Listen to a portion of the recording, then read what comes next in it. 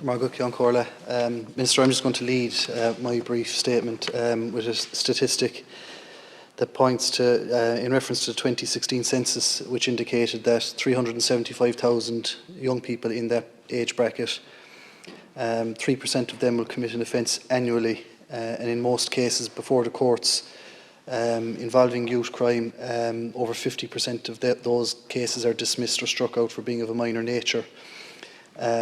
But that said, the kernel of this issue here is that one's propensity to commit an offence is linked to one's socio-economic status, and as such there is a likelihood of re-offending. So to tackle youth crime and associated issues, we need to combat poverty and deprivation first of all. And I suppose I was just listening to other deputies there and gathering my own thoughts, and I suppose a lot of keywords are always used in these debates, you know, prevention, early intervention, and I would like to commend the strategy. You have emphasised that, you know, those children that have been identified as hard to reach would be the focus of this plan, and also that you would adopt a never give up strategy. And I think that's very important to acknowledge here, that you are trying to reach out to those worst affected. That said, from my own perspective, you know, as a teacher for many years, I think that this issue is intertwined with education. And I think from teaching 12 years in the town of Fermoy in East Cork, I could see the benefit of a good community Garda and a good sergeant in the area that used the school to his advantage to access children, to get their attention there, to deal with them, not necessarily on any criminal issue or whatever, but just to touch base with children and keep in touch with them. And I think that that's very important as part of any strategy, that we would emphasise the importance of education in prevention or the solution of any of these problems. I'd just like to reference, you know, we have Garda diversion programmes in Cork City, and unfortunately on my side of the city, Knocknaheeny Holly Hill is the location of one of those, and I think given the issues that we have on that side of the city, that we could use more. Now we are lucky enough across Cork that we have 5 or 6 such programmes, but as I said, only one above in Knocknaheeny Holly Hill, and I think that that's something that needs to be addressed. As I said, as a teacher, I would understand the importance of the school completion programme and the homeschool liaison officers that we have in our schools. And if you ask any of the children involved with those teachers, many of them will acknowledge that, you know, having that one good influence at school or having that one good teacher that's looking out for them is in many cases the one good adult that those children might have in their lives.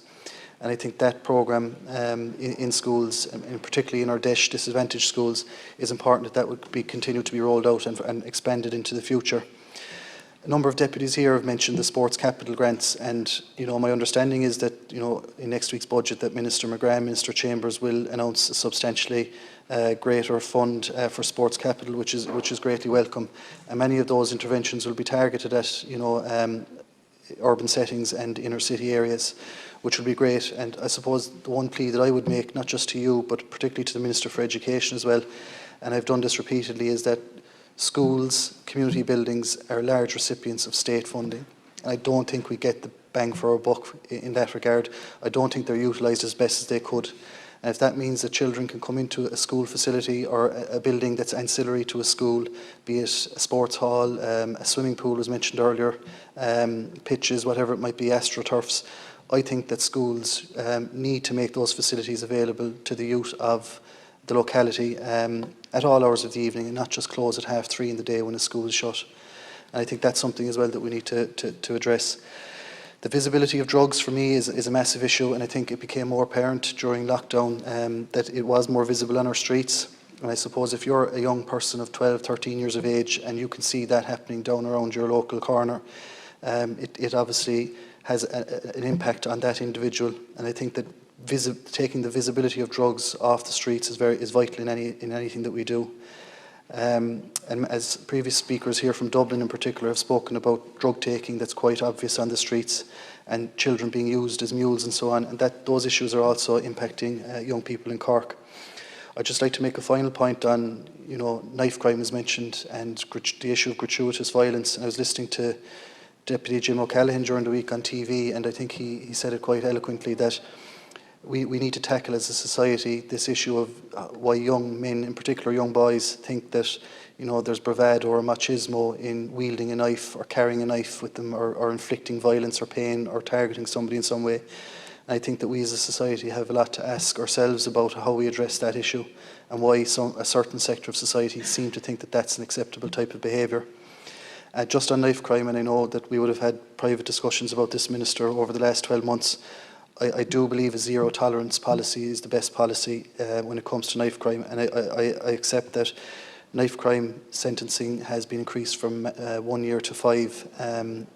But in the cases of serious knife crime, we had an incident in Cork last week where a 15-year-old was stabbed at 2 a.m. in the morning on a Saturday night in Cork.